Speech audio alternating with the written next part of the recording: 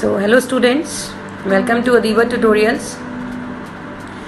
In this video I am going to take your new chapter, that is power sharing, political science chapter 1. And you know, this is very important chapter because this chapter covers all the things related to the democracy, that is power sharing, the very important thing which you include firstly in democracy.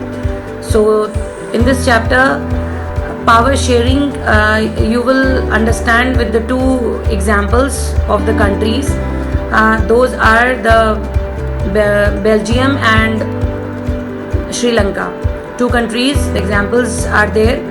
So from these two examples, you will learn that how the ethnic composition in these two countries created a type of means conflict in the country, but how the government fought for that, what changes, what amendment the government has made in order to means control these conflicts.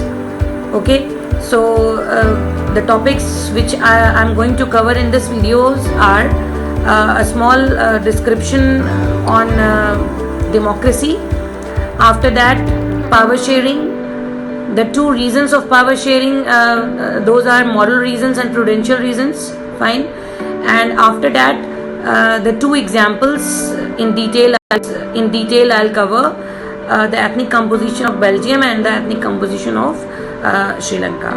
Okay, so let's start the video.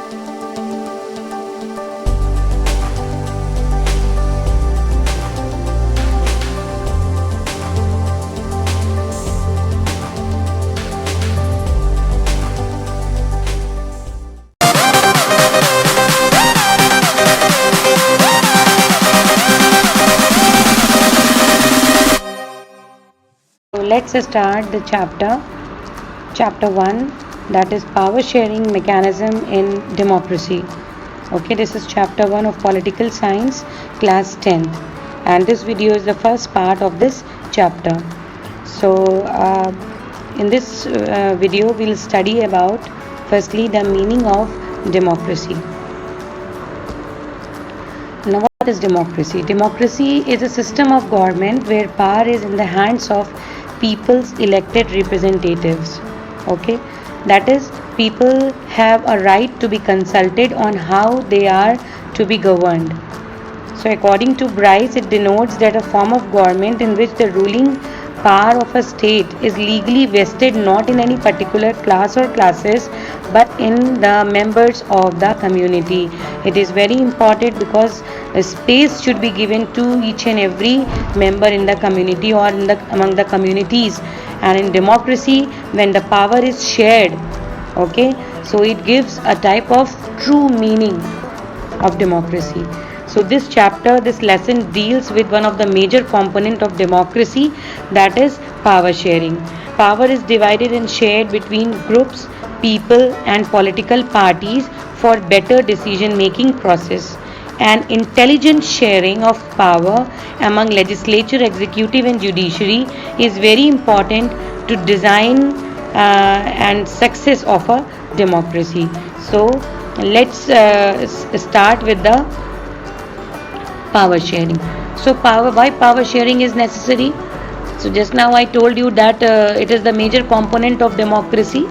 Okay, power sharing is the major component of democracy. And why it is necessary? It is necessary to ensure the instability of political order in a democracy. Democratic country like India, India has a diverse culture, many religion, caste, so many languages, 22 official languages are spoken. So in such type of countries means this is very important to deal with the power sharing. Otherwise, a true democracy cannot be seen in those countries. So it is desirable to reduce the possibility of conflict between social groups. It ensures the stability of the government and integration of the nation. This is very important, because when you are talking about democracy, a democratic country, the system that is democratic system, so it is very important that the a nation gets integrated in a united. It gets united. Now, for this power sharing, the two reasons are there in support of this. First is moral reason and prudential reason. But before giving you the definition for moral reason and prudential reason, these definitions in front of you, I would like to give you the two examples which are taken from your chapter. That is, the countries of two countries are taken as an example. Firstly is Belgium. Belgium is a small country in Europe, okay, which has borders with Sri Lanka, which has borders with France, Netherlands, Germany, and Luxembourg. Okay, so firstly we will read about the ethnic composition of Belgium. This question is asked in board also, that what is the ethnic composition of Belgium. So please listen it very carefully. So the ethnic composition of Belgium is very complex. Why it is complex, you will read in the later points. Of the country's total population, 59% live in Flemish region and speak Dutch language. Another 40% live in Wallonia region and speak French language. Remaining 1% of the Belgians speak German language.